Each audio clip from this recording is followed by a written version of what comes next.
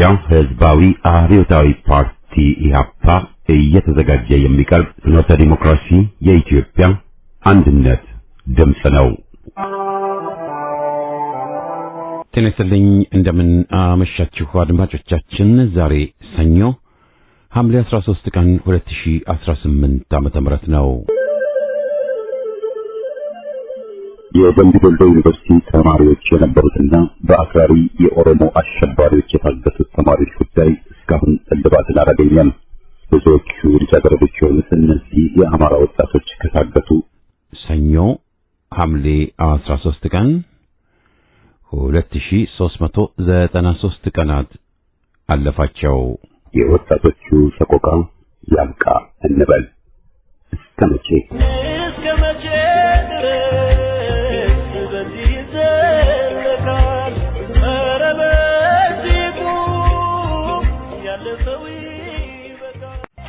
ጀግኖች እየሞቱ ልጅ እየወለዱ እንዲህ ነው አባቶች ጠላትን ያገዱ። ጎበዞች አባቶች ካስቀመጡልን ቅርስ ከዚያ ሁሉ ምርኮ ዕቃና ቁሳቁስ ይገኝበት ነው ለጠላት ማጎንበስ። ነው ወይ ሥርዓታችን ሲነጥቁን መነጠቅ? ነው ወይ ልማዳችን ለጦር መሸማቀቅ? ነው ወይ ኢትዮጵያዊ ልጅ ወልዶ ማስጨረስ? ነው ወይ የአባቶች ልምድ ጥቃትን መታገስ? ዮፍታሔ ንጉሴ። ድርጅትና መደራጀት በኢትዮጵያና የኢህአፓን ሚና አስመልክቶ ኢህአፓና ሕዝባዊ ማህበራት ትናንትና ዛሬ በሚል ርዕስ የቀረበውን ትንታኔ የመጀመሪያውን ክፍል እናሰማለን። በማስከተልም በትንታኔው ላይ ከተጠቀሱት ቀደምት የነጻነት ታጋዮች እና አደራጆች አንዱ ቀኝጌታ ዮፍታሔ ንጉሴን አስመልክቶ ከዮሐንስ አድማሱ በቀረበ ጽሑፍ ዝግጅታችንን እናጠናቅቃለን። የፕሮግራም ማስታወቂያ። በማክሰኞ ዝግጅታችን ሰሞነኛ ማዘናጊያ ሆኖ የመገናኛ ብዙሃንን ያጨናነቀውን የምክክር ኮሚሽንን አስመልክቶ ቃለ ምልልስ ይኖረናል።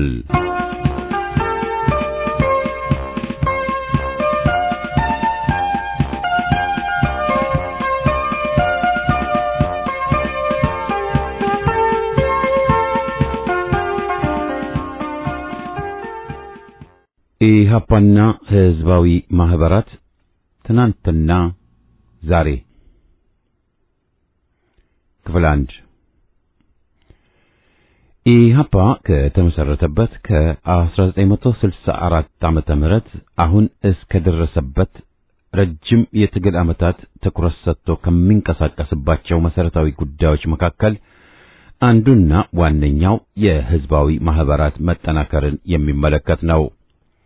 ማንኛውም ህብረተሰብ ለዲሞክራሲ በሚያደርገው ትግልም ሆነ ወደፊት ለሚኖረው ተሳትፎ ጠንካራ ተቋማት የሚኖራቸውን ከፍተኛ ሚና አስቀድሞ በመገንዘብ ህዝባዊ ድርጅቶች ከመንግስታዊ ቁጥጥር ነጻ ሆነው እንዲደራጁ በንቃት ተንቀሳቅሷል። ለዲሞክራሲ መመስረትም ሆነ ግንባታ ወሳኝ ከሆኑት እሴቶች መካከል በነጻነት መደራጀት፣ ያለ ገደብ መከበርና ተግባራዊ መሆን በዋናነት ከሚጠቀሱት ሲሆን ኢህአፓን በበኩሉ ትኩረት ሰጥቶ የሚታገልላቸው መሰረታዊ መብቶች ናቸው። በተለይ ላባደሩን ለማደራጀት ከፍተኛና ልዩ ጥረት አድርጓል። ወታደራዊ መንግስት ወያኔም ሆነ ራሱን ብልጽግና የሚለው ኦህዴድ ኦነግ ነጻ የሆነ የሰራተኛ ማህበር ስለማይፈልጉ አፍርሰው በራሳቸው አምሳል ለመፍጠር ሲሉ ታግለውታል።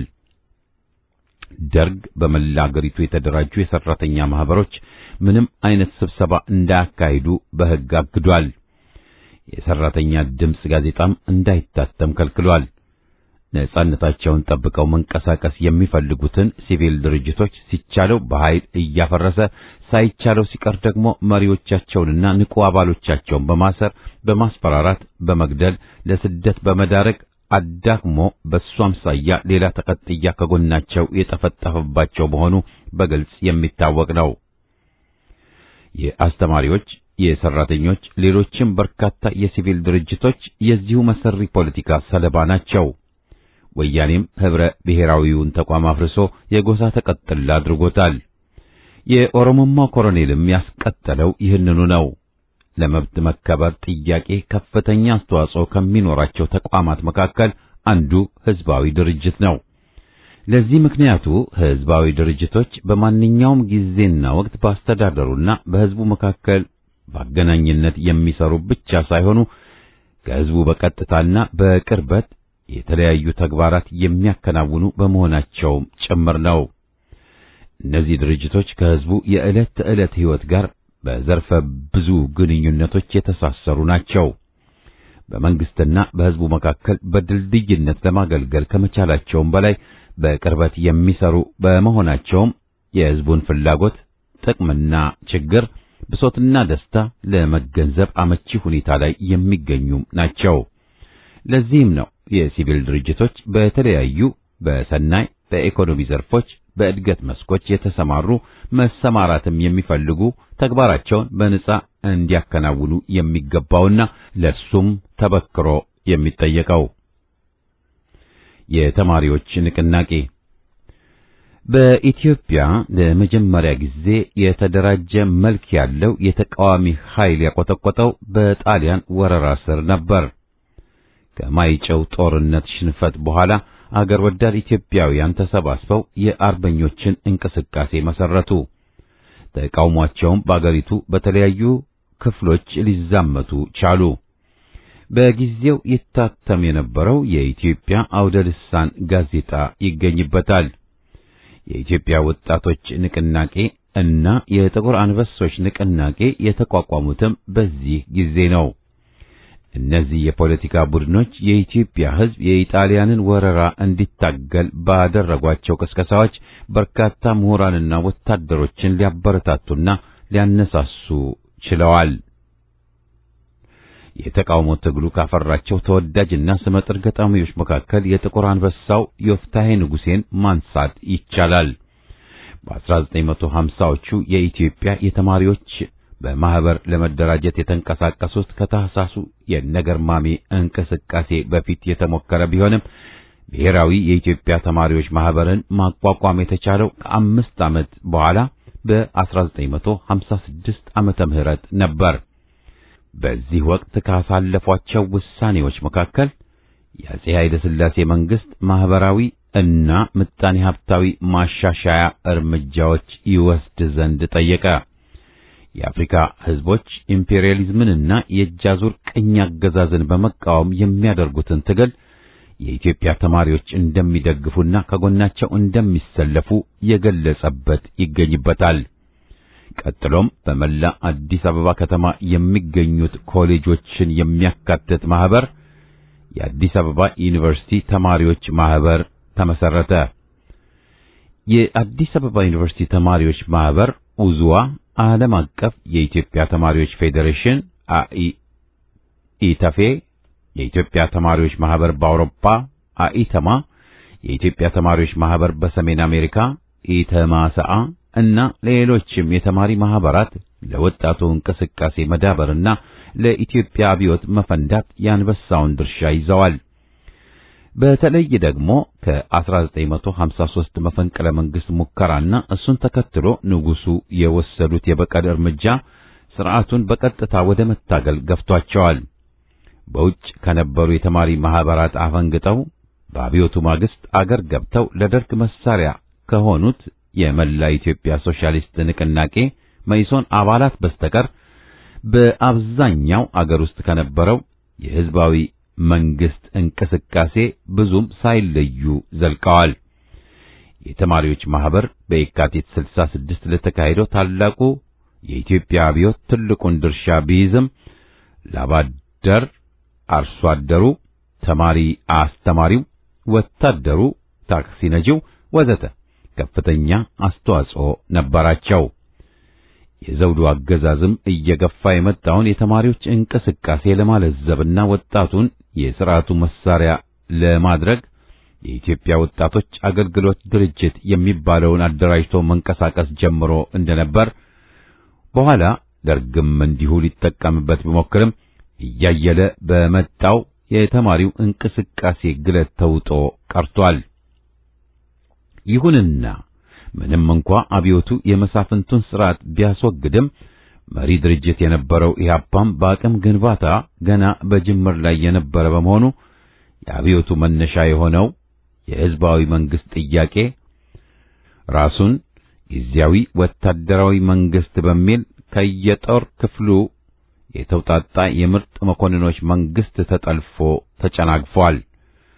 በመሆኑም ኢህአፓ የወቅቱን ተጨባጭ ሁኔታ በጥልቀት ከመረመረ በኋላ ወታደራዊ አገዛዝ የከፋ አምባገነን ሊሆን እንደሚችል በመገንዘብ ሕዝብ ያነሳቸው መሰረታዊ ጥያቄዎች እስኪመለሱ ትግሉ መቀጠል እንዳለበት ወስኖ ሕዝብን በማንቃትና ማደራጀት ታግሎ በማታገል ተሰማራ።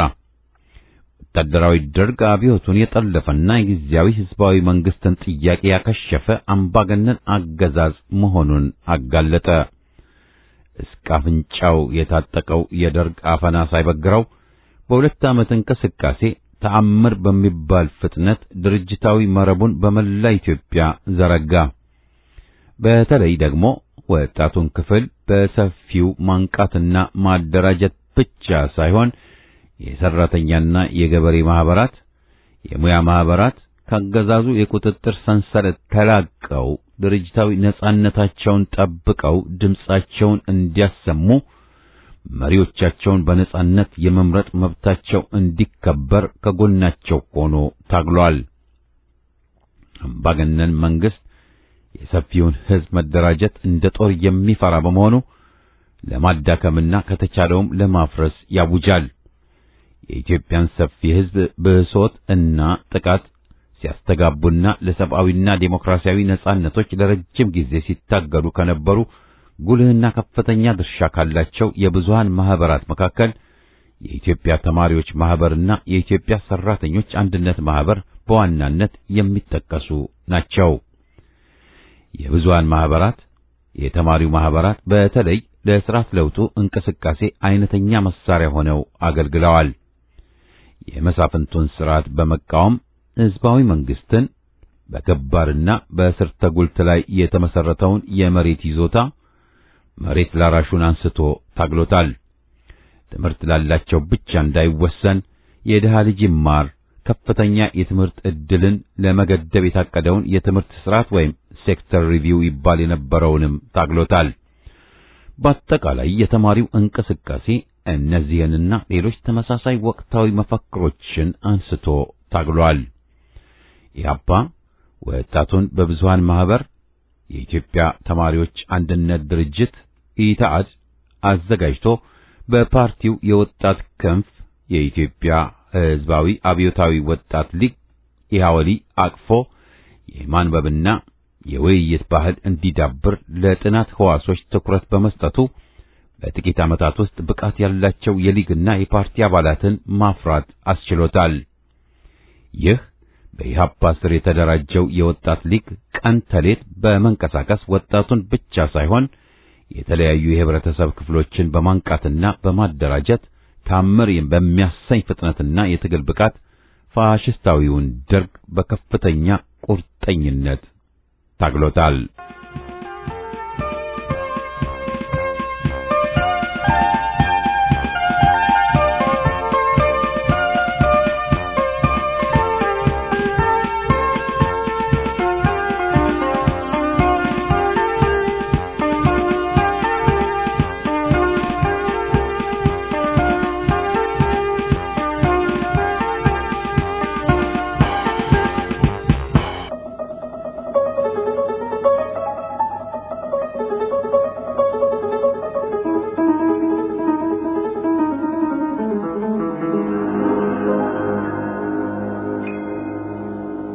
ቀኝጌታ ዮፍታሔ ንጉሴ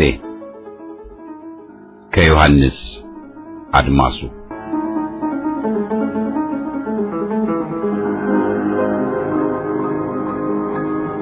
ኮከብ እምኮከብ ይሄይስ ክብሩ የሚል የኖረ የግዕዝ አባባል አለ። አንዱ ኮከብ በብርሃኑ፣ በግዘፉ፣ በጠቅላላ ተፈጥሮ ከሌላው ኮከብ ይበልጣል። እኔን የሚያስገርመኝ ይሄ አይደለም። አንዳንድ ከዋክብት አሉ፣ በተለየ አጠራር ተወርዋሪ የምንላቸው። በሌሊቱ ህዋ ውስጥ ከአንዱ ማዕዘነ ሰማይ ወደ ሌላው ተወርውረው ብልጭ ብለው ይጠፋሉ። ይህ ሁሉ የሚሆነው በቅጽበት ነው። ያንን በጨለማው ግርማ የተዋጠውን ህዋ በብርሃን ጎርፍ ሰንጥቀው አጥለቅልቀውት ይጠፋሉ። ተመልካችም ከመገረም በሚመነጭ ዝምታ ይዋጣል።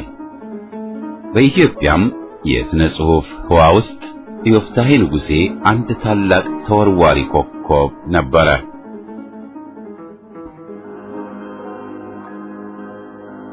ብሩህ ነጸብራቁ ውበቱና ድምፁ አንድነት ተሰምተው አንድነት ቢበርቁ የሚያውቅለት ጠፍቶ ምስጢሩን አካቶ ተወርዋሪ ኮከብ በራሱ ነበልባል በራሱ ነዲድ ተቃጥሎ የጠፋ ተወርዋሪ ኮከብ በምናየው ሰማይ ነበረ በይፋ። አዎን ነበረ። በዚያ ቅጽበት በሆነው የጽሑፉ ዘመን ዮፍታሔ የኢትዮጵያን የሥነ ጽሑፍ ህዋ በቅኔ፣ በግጥም፣ በመዝሙርና ተውኔት የብርሃን ጎርፍ ሰንጥቆ አጥለቅልቆት ጠፍቷል። ዛሬ የሚያሳዝነው የዚህ ተወርዋሪ ኮከብ ተጽዕኖ በዘመናችን መጥፋቱ ነው። ስለ ዮፍታሔ ንጉሴ በሕፃንነቴ እናት አባቴ ሲያወጉ ሲወያዩ አንዳንዴም ሲከራከሩ ሰማ ነበር።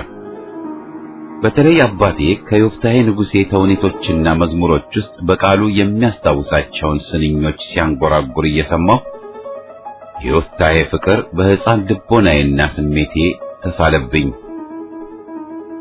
ያኔ ከሰማኋቸው ትዝ የሚሉኝ አንተ ባላጎዛ ጎራዴ ግዛ እና ወላድ ኢትዮጵያ ለልጆቿ ብላ እጅግ ሳይጠሩባት ሳይዘሯት አብቅላ የተባሉት መዝሙሮች ናቸው።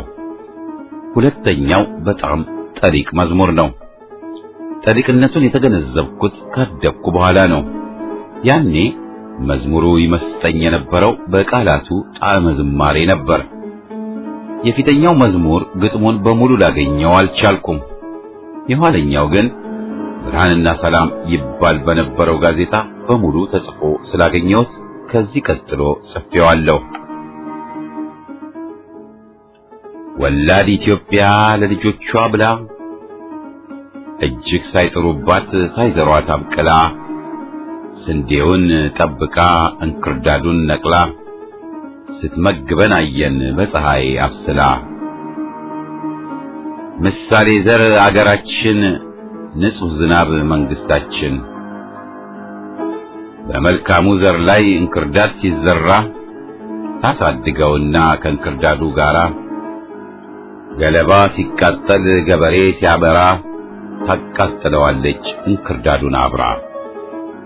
ምሳሌ ዘር አገራችን ንጹሕ ዝናብ መንግስታችን አይዞህ የኛ ጌታ ነገርህን አትርሳ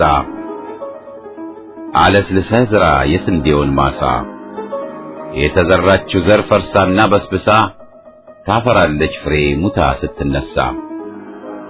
ምሳሌ ዘር አገራችን ንጹሕ ዝናብ መንግስታችን በጊዜው የዘራ መልካም ዘር አትርፎ ከገበሮች ጋር ማታ ከጥላ አርፎ በቸርነት ታጥቆ በቅን ተሰልፎ ደግሞ ዘሩን ዘራ መከር አሳልፎ። ምሳሌ ዘር አገራችን ንጹሕ ዝናብ መንግስታችን።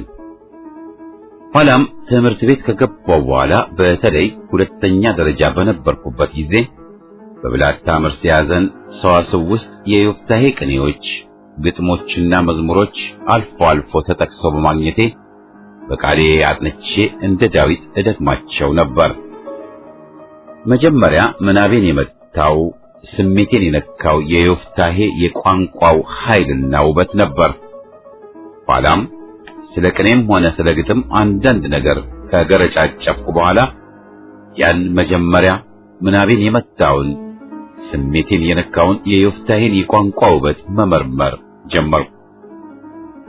የዮፍታሔ ስንኞች መቀነባበር፣ የዘይቤው ወይንም የስለምኑ መተባበርና መዋሃድ፣ በስተቀኔውም በኩል የሰምና ወርቁ፣ የውስጠ ወይራው፣ የሰም ለበሱ፣ የህብሩና የምርምሩ አካሄድ እስከ ዛሬ ከተነሱት ገጣሚዎች ሁሉ ዮፍታሔን የተለየ ያደርጉታል። የዮፍታሔ ርቀቱ በኪነት ሥራው ሁሉ ከሀብተ ትንቢት ጋር የተሳላው የዘይቤው ወይንም የስለምን ስልቱ ልዝብ በመሆኑ አይቆስልም ወይም ሌላ ሊቀዳው አይችልም። ወጥነቱ የተመሰረተው በዚህ ላይ ነው። ንጹሕ የኪነት ወጥነት ነው። የዮፍታሔ ስንኞች ተተንትነው ውበታቸው አይረክስም፣ ለጋነታቸው አይጠፋም። ከቶም በተተነተኑ ቁጥር ውበታቸው የበለጠ ያማልላል፣ ይማርካል። ምስጢራቸው አይከፈልም። በተተነተኑ ቁጥር የሚጎላው ርቡዕ የነበረው የምስጢር አንድነታቸው ነው። የምስጢር አንድነታቸው ከቶ አይፋለስም። በተመረመሩ ቁጥር ውበታቸው ይበልጥ እየረቀቀ ምስጢራቸው ይበልጥ እየጠለቀ ነው የሚሄደው። ከዓመት እስከ ዓመት ልምላሜ፣ አበባ፣ ፍሬ እንደማይለያቸው እጽዋት ናቸው። ስንኞቹ ሁሉ በተውኔቶቹም ሆነ በመዝሙሮቹ የተለየ የግላቸው የሆነ ጣዕመ ዝማሬ አላቸው። በውስጣቸው ቀለም፣ ድምፅ፣ መዓዛ፣ ጣዕም፣ አካላዊ ህላዌ ተባብረው ይገኛሉ። ወይንም በሌላ አነጋገር ስንኞቹ ለአምስቱ ሕዋሳት አፏ ደርሰው በእነሱ አማካይነት ዘልቀው ለሕዋሳት ውስጥ ይሰማሉ። በቅኔም ሆነ በግጥም ውስጥ በጠቅላላውም በኪነት ጽሑፍ እንደዚህ አድርጎ የሚያልጽፍ ተራ ተውቦ የለም። ለነ ክፍለ ዮሐንስ፣ ለነ ስነ ጊዮርጊስ፣ ለነ ተክሌ ዘዋሸራ፣ ለነ ዮፍታሔ ንጉሴ የተሰጠ ልዩ ድል የሚያስቀናና የሚያጓጓ ግሩም ተውቦ ነው።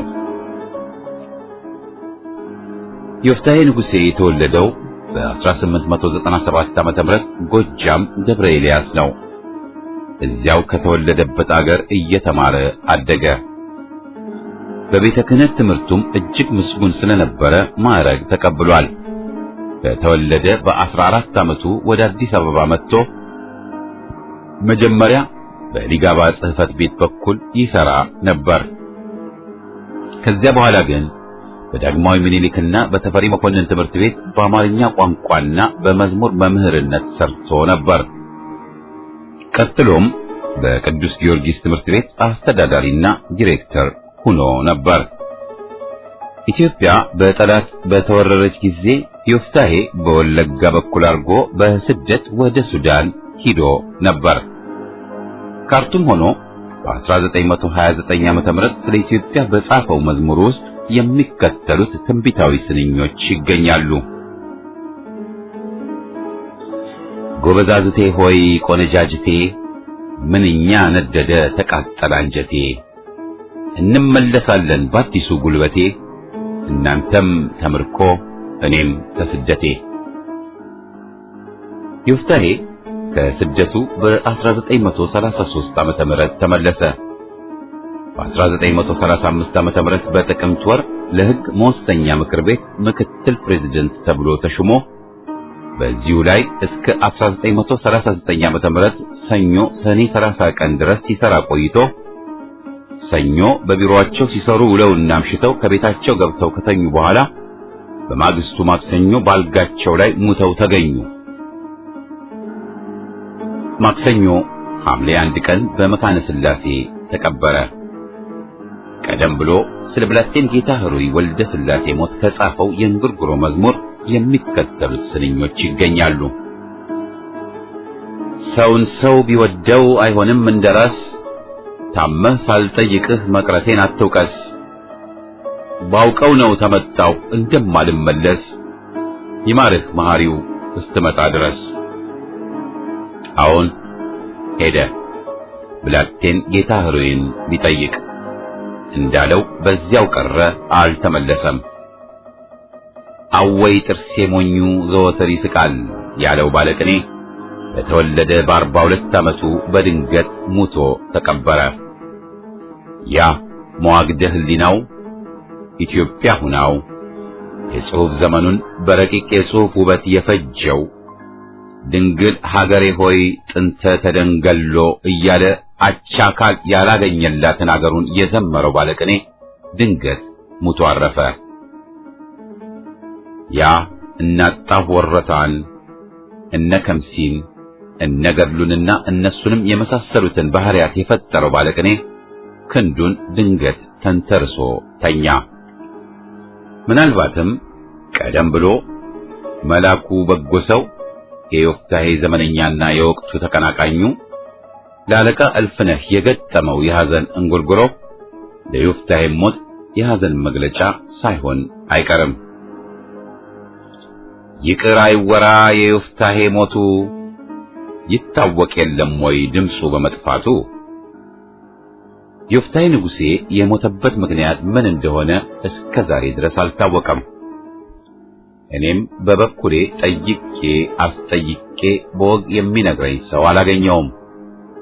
አንዳንዶቹ እንደሚሉት ከሆነ የገደለው የከሰል ጢስ ነው። የዚያን ጊዜ ሰንደቅ ዓላማችን ጋዜጣ ረቡዕ ሐምሌ 2 ቀን 1939 ዓ.ም ቁጥር 11 ገጽ 21 ስለ ዮፍታሔ ሕመምና ሞት ቀጥሎ የተጠቀሰውን አጭር ማሳሰቢያ ጽፎ ነበር። የሕመሙ አኳኋን በሚገባ ገና አልታወቀም።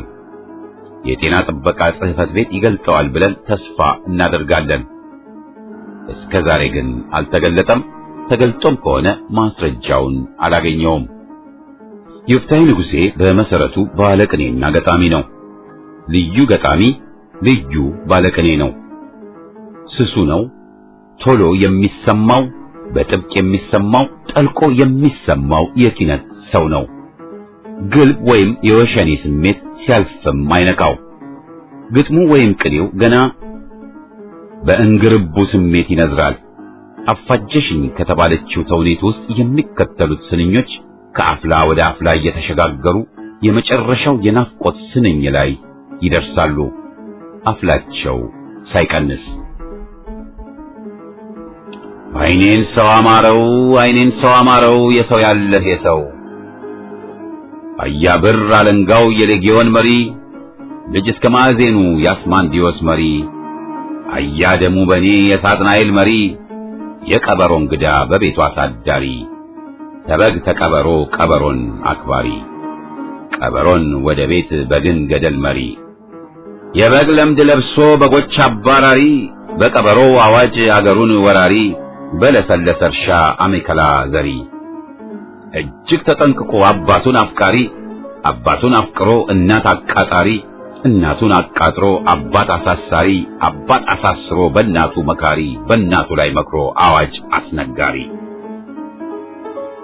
በግራ የቆመው ሲመለስ ወደ ቀኝ እኔም በእናታችሁ ጎዳናው ሳይርቀኝ በዚያ ጊዜ እናንተን የሚያይ ሰው ናፈቀኝ።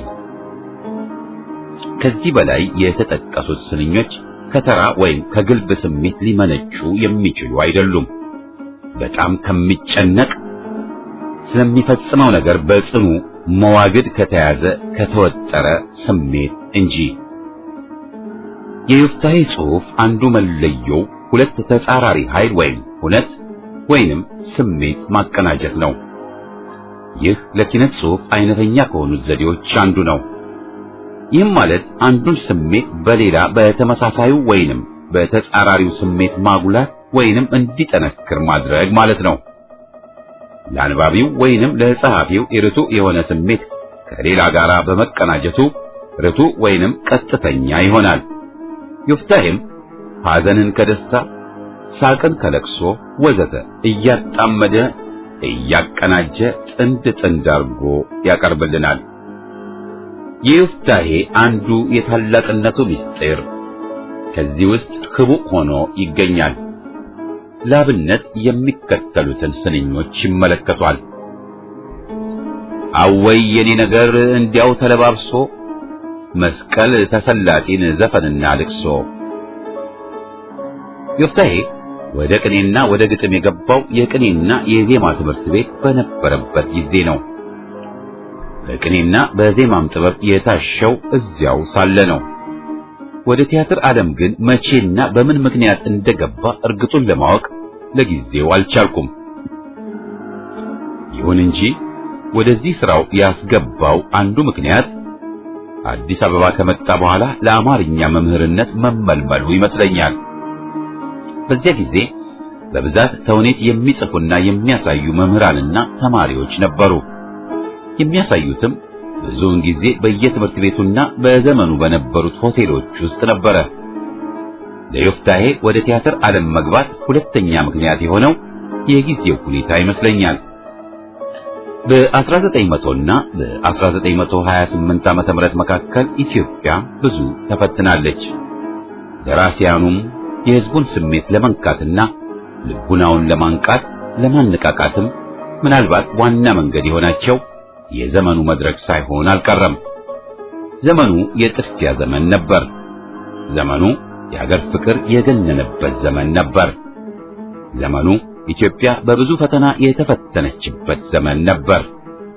እንደ ዮፍታሔ ያሉትም የኪነት ሰዎች ስለ ሀገራቸው በጽኑ መዋግደ ሕሊና የተጠመዱበት ዘመን ነበር። ለሐሳባቸው፣ ለስሜታቸው፣ ለጭንቀታቸው መክፈያ የሆናቸው የተውኔት ጽሑፍና የመድረክ ዓለም ነበር። ይህ ሁሉ ተዳምሮ ይሆናል የቲያትር ሥራ በዚያ ዘመን ከታላቅ ከፍታ እንዲደርስ የረዳው። የቲያትር ሥራ በጣም የተወደደ የተከበረና የታፈረ ጥበብ ነበር። ለብዙ ሙያም ውሏል። ዮፍታሔንም ወደ ቲያትር ዓለም ከገፋፉት ምክንያቶች ከፍ ብለው የተጠቀሱት ጥቂቶቹ ሳይሆኑ አይቀሩም። ያም ሆነ ይህ ዮፍታሔ በተውኔት ድርሰትም ሆነ በሌላው አትኩሮ የሚመለከተው ወደፊትም ወደ ኋላም ነበር። የሚከተለው ግጥሙ ስለ ኢትዮጵያ የነበረውን ጽኑ መዋግደ ሕሊናና ፍቅር አግዝፎ ያሳያል። የዘመኑንም መንፈስ ሕያው አድርጎ አስቀርቶልናል።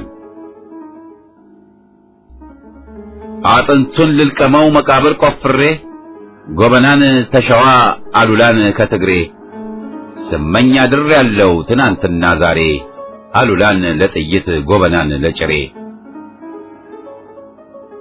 ጎበና ሴት ልጁን ሊያስተምር ፈረስ አሉላ ሴት ልጁን ጥይት ሊያስተኩስ አገሬ ተባብራ ታልረገጠች ርካብ ነገራችን ሁሉ የምቧይካብ የምቧይካብ ትምህርት እንዲሰፋ አገር እንዲጠና አራቱ ጉባኤ ይነሱልንና መኮንን ደረሶ አሉላ ጎበና አገራችን ትማር አሁን እንደገና ጎበና ከፈረስ ጋራ ተነስ እንደገና። የዮፍታሔ ተውኔትም ሆነ ግጥም መዝሙርም ሆነ ቅኔ በብዛት መጻፍ የጀመረው አዲስ አበባ ከመጣ በኋላ ነው። ባገኘሁት መረጃ መሰረት በብዛት መጻፍ የጀመረው ከ1918 ዓመተ ምህረት ጀምሮ ነው። ከ1928 ዓመተ ምህረት ድረስ በጠቅላላው 16 ተውኔቶች፣ ግጥሞች፣ ቅኔዎች፣ መዝሙሮች፣ ዘፈኖችና ልዩ ልዩ ጽሑፎች ደርሷል። የጻፋቸው ተውኔቶች ሁሉ ተደጋግመው ታይተዋል። ተደናቂነታቸውም ወሰን ድንበር አልነበረውም። ለምሳሌ በ1924 ዓመተ ምህረት ሐምሌ 16 ቀን ከታዩት ቲያትሮች ዮፍታሔ ያቀረበው እጅግ ደስ ስላሉኝ ከዚህ አንዱን ክፍል ላዘጋጁ ለአቶ ዮፍታሔ ንጉሴ 300 ብር ጉርሻ ደግሞ በቀለባቸው ላይ የቀለብ ጭማሪ ተደርጎላቸዋል በማለት የዚያን ጊዜው ብርሃንና ሰላም ጋዜጣ ጽፎ ነበር። የዮፍታሔን ረፍት ምክንያት በማድረግ ሰንደቅ ዓላማችን ይባል የነበረው ጋዜጣ ስራ አይሞትም በሚል ርዕስ የተጻፈውን ሀተታ አስፍሮ ነበር። ሟቹ አቶ ዮፍታሔ ንጉሴ በሕይወተ ሥጋ ሳሉ ያሳዩአቸው ቲያትሮች ብዙዎች ናቸው። ከብዙዎቹ አንደኛ አፋጀሽኝ የሚባለው ቲያትር በማዘጋጃ ቤት ጽሕፈት ቤት በተቋቋመው ቲያትር ማስፋፊያ አሳሳቢነት ሐምሌ 16 ቀን 1939 ዓ.ም ከእኩለ ቀን በኋላ በማዘጋጃ ቤት አዳራሽ በታየ ጊዜ ከቲያትሩ ድንቅነት በላይ የደግ ሥራ ሠራተኛው ሲሞት አለመሞቱን አሳሰበ። አፋጀሽኝ እውነተኛ መስዋዕትነት ያለው ቲያትር ነው። ከዚያ ቀደም በኢትዮጵያ ውስጥ የሆነውንና እድሏ ቀንቶላት የተደረገላትን ከፍ ያለ ታሪክ ገልጾ ያሳያል። ይህንንም ከመግለጽ በቀር የታሪኩን መግለጫ የሆነ በውስጡ ያለው አሰራርና አነጋገር ጠሪቅ ነው፣ ልብ ይሰብራል ብሎታል። በዚሁ ጋዜጣ ላይ አቶ በለጠ የተባለው ሰው ስለ ዮፍታሔ ሥራ ቀጥሎ ያለውን ይናገራል። ምንም አሁን ደራሲው በመካከላችን ባይኖሩ የመልካም ሥራቸው መታሰቢያ ከኛ ጋር ሆኖ ዘወትር ሲያስታውሳቸው ስለሚኖር ስለ ቲያትር መጽሐፍታቸው ጥቂት እንድናገር ይፈቀድልኝ ዘንድ እለምናለሁ። አፋጀሽኝ ለአቶ ዮፍታሔ ንጉሴ የመጀመሪያ ወይም የመጨረሻ ድርሰታቸው እንዳልሆነ መናገር የሚያሻ አይመስለኝም። ከ1928 ዓመተ ምህረት በፊት በልዩ ልዩ ምስጢራት የተቀመሙና የዝማሬ ጣዕማቸው የሰሜን ሕሊና በሚመስጥ ዜማ የተቃኙ 16 ያህል ቲያትሮችና መዝሙሮች አዘጋጅተው በየጊዜው ለሕዝብ በማሳየታቸው የቲያትርና የድርሰት ሊቅነታቸው በሰፊው የታወቀ ሆኗል። ስለዚህም በቲያትር ድርሰት በመላው ዓለም ከታወቁትና ስመጥሮች ከሆኑት ጸሐፊዎች አንዱ እሳቸው ናቸው ብለን ብንናገር አያሳፍረንም። እነዚያ የቀድሞዎቹ ድርሰቶቻቸው ሁሉ ታትመው ያልተራቡ በመሆናቸው በጠላት ምክንያት ስለጠፉ ዛሬ ልናገኛቸው ባለመቻላችን የሚያሳዝነን ሳይሆን አልቀረም። ቢሆንም ከእነዚያ በኋላ በስደት አገርና ከተመለሱም በኋላ ይህንኑ ስራቸውን በታላቅ ትጋት ስለቀጠሉ 8 ያህል ቲያትሮችና ልዩ ልዩ ድርሰቶች አጽፈውልናል። እነዚህም እንደቀደሙት ሁሉ እንዳይባክኑና ተቆነጻጽለው እንዳይጠፉ ክቡር ፊታውራሪ ደምሴ ወልደ ማኑኤል በመልካም ፈቃዳቸው ስላሰባሰቡት እነዚህም ጽሑፎች ተሰባስበው እንዲታተሙና አንድነት ተጠርዘው ሕዝብ እንዲጠቀምባቸውና የደራሲውም ስም ሲታወስ እንዲኖር ስላደረጉ እጅግ ልናመሰግናቸው ይገባል። ከዚህ በላይ እንደተገለጸው የዮፍታሔ ድርሰቶች በጣም ብዙ ነበሩ። ከተውኔቶቹ መካከል ስመጥር የሆነችው አፋጀሽኝ የተባለችው በስደት ላይ ሳለ የጻፋት ተውኔት ናት። ከዚያ ቀደም ብሎ ስለናያ ከምሲና ስለናያ ባንቲ ቀጥሮ የጻፈው ተውኔት በጣም ዝነኛ አርጎት ነበር። በ1934 ዓመተ ምህረት እያዩ ማዘን የተባለ በአምስት የተከፈለ ተውኔት ጽፎ በደራሲው መሪነት ተዘጋጅቶ ታይቷል። ዮፍታሔ ቅኔውም ግጥሙም መዝሙሩም በርከት ያለ ነው። ብዙ ዘፈኖችም ራሱ ፈጥሮ አውጥቶ ነበር።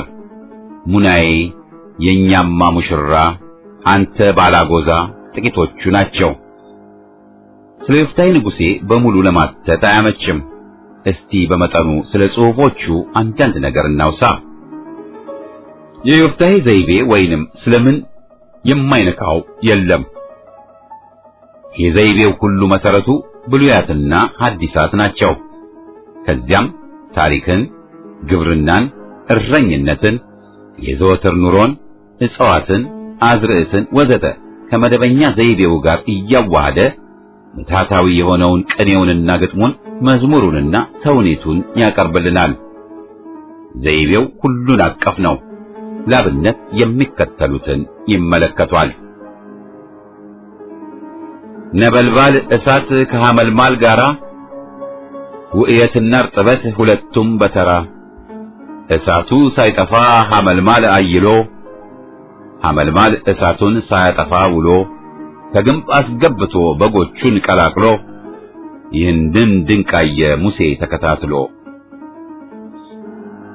ዘመን እንዲህ አርጎ ስለምን ሲያስረዳ ሰው እንግዳ አይሆንም ጊዜ ነው እንግዳ ውሃ የባህሪውን ሲመጣ ሊያጠፋ ውሃ ሲመጣ አይቶ እሳት ቢያንቀላፋ አጥፊ እንዳያጠፋ ጠፊም እንዳይጠፋ የመለኮት ግርማ ይህን ተዋህዶ መልካም አርጎ አስማማ።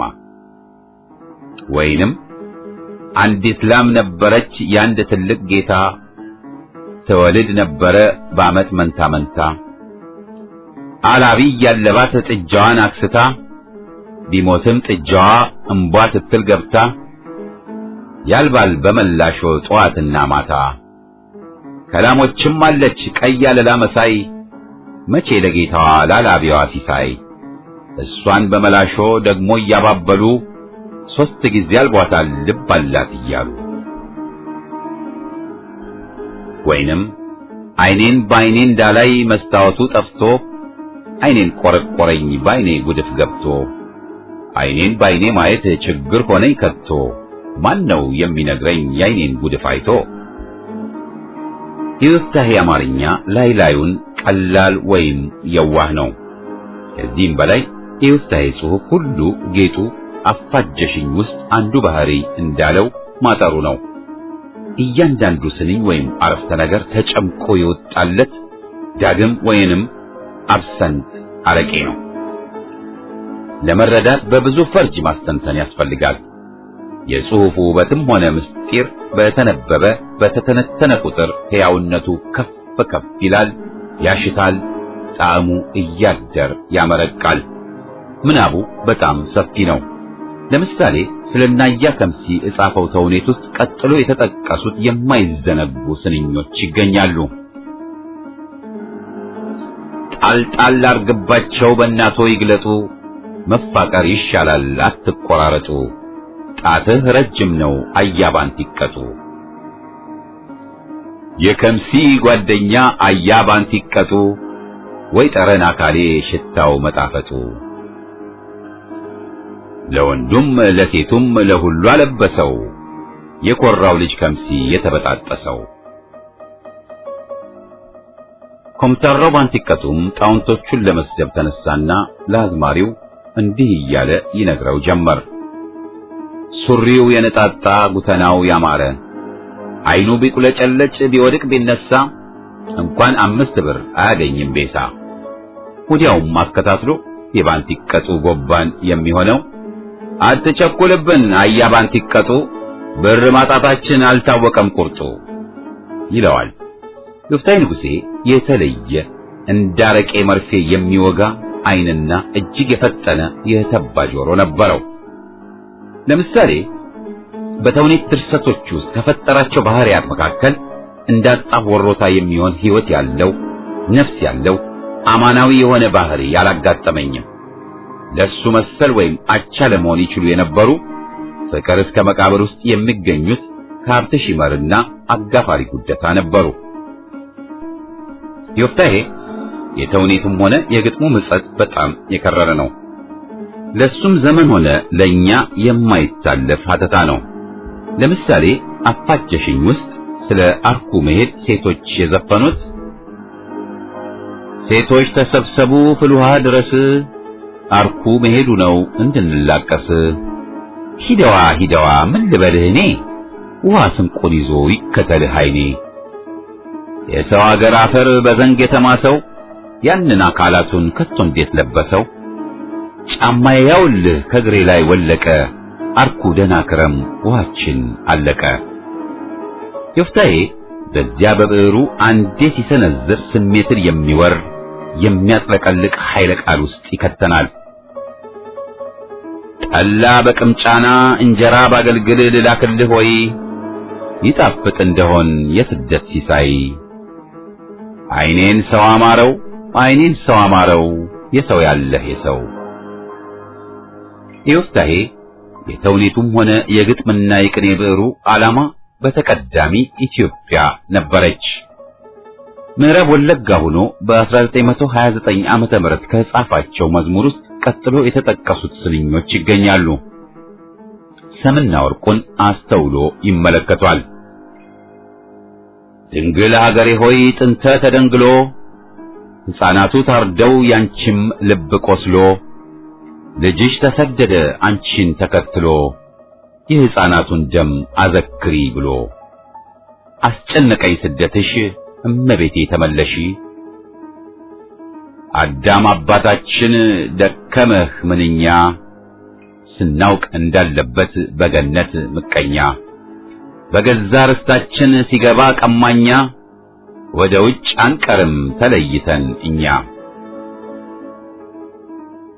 ለኢትዮጵያ የነበረው ጭንቅ ስለ ኢትዮጵያ በተባለው መዝሙር ውስጥ በጉልህ ተገልጿል።